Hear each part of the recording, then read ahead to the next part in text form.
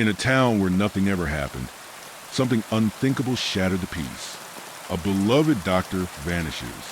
Her car is found abandoned, her phone cracked, her purse untouched. At first, investigators suspect a random act of violence.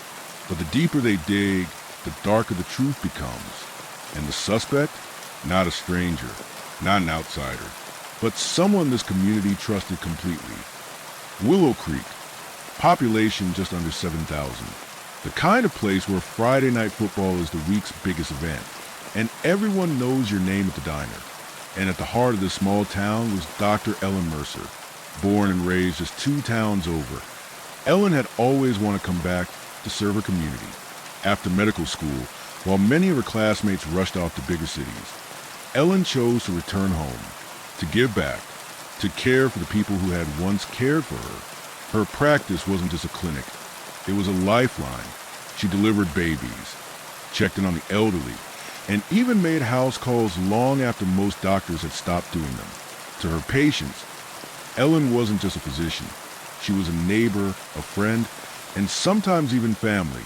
So when she didn't show up to her clinic one crisp October morning, alarms rang immediately. Calls went unanswered, messages unreturned.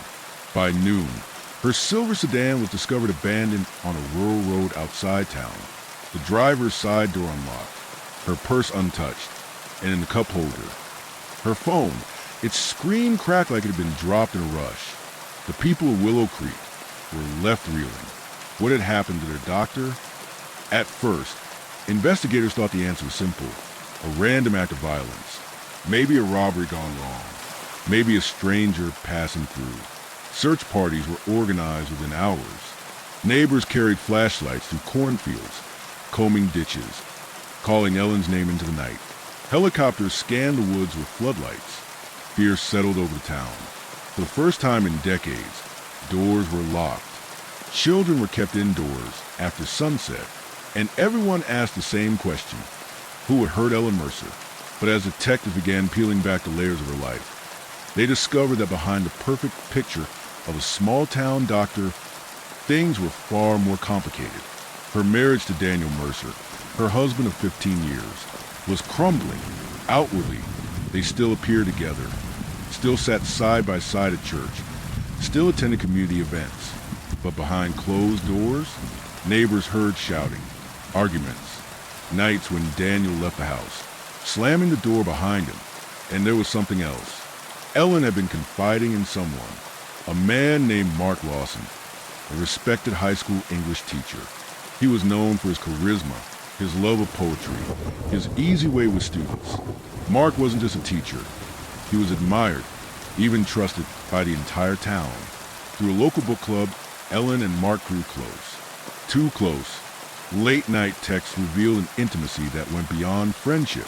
Soon, it had become a full affair.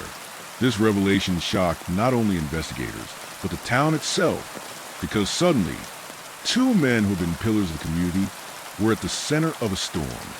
Police immediately looked at the 2 men closest to Ellen. Daniel, the husband. His grief seemed genuine. Friends recalled him breaking down in tears. But investigators noticed something else. His anger when pressed. Daniel admitted the marriage was on the rocks. He claimed he still loved Ellen, but said she'd grown distant. Then there was Mark. At first, he was cooperative. He admitted the affair, but swore he hadn't seen Ellen the night she disappeared. His calm demeanor, his polished answers, almost convinced detectives. Almost. Days turned into weeks. The town's anxiety deepened. With no sign of Ellen, every theory, abduction, runaway, crime of passion, was on the table. Then investigators pulled traffic camera footage from the rural road where Ellen's car was abandoned. At 9:47 p.m., Ellen's silver sedan passed the camera. Seconds later, another vehicle followed, a dark blue pickup truck. That truck belonged to Mark Lawson. Detectives brought him back in for questioning. For hours, he insisted he had nothing to do with Ellen's disappearance. But the pressure mounted. His voice began to tremble. His hands shook. And then he broke. Mark confessed. The truth was darker than anyone had imagined. That night, Ellen told Mark She wanted to end their relationship. She wanted to try to fix her marriage, to start fresh. But for Mark, the affair had become an obsession. He couldn't bear the thought of losing her. He followed her car, pulled over when she did, and on that dark roadside, what began as an argument turned violent. In a fit of rage, Mark struck Ellen. She fell, and in that moment, Mark, the admired teacher, the mentor to so many, made a choice he could never undo. He carried her body across county lines to a secluded patch of woods. There, under the cover of night, he dug a shallow grave. For days, the town searched desperately for Ellen, unaware she was already gone. The killer wasn't a stranger. He wasn't an outsider.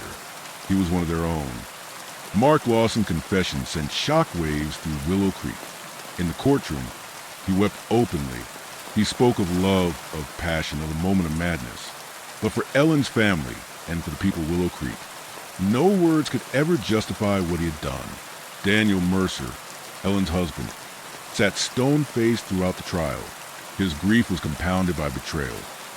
Not only had he lost his wife, but the truth of her secret life had been exposed for all to see. Mark Lawson was sentenced to life in prison without parole.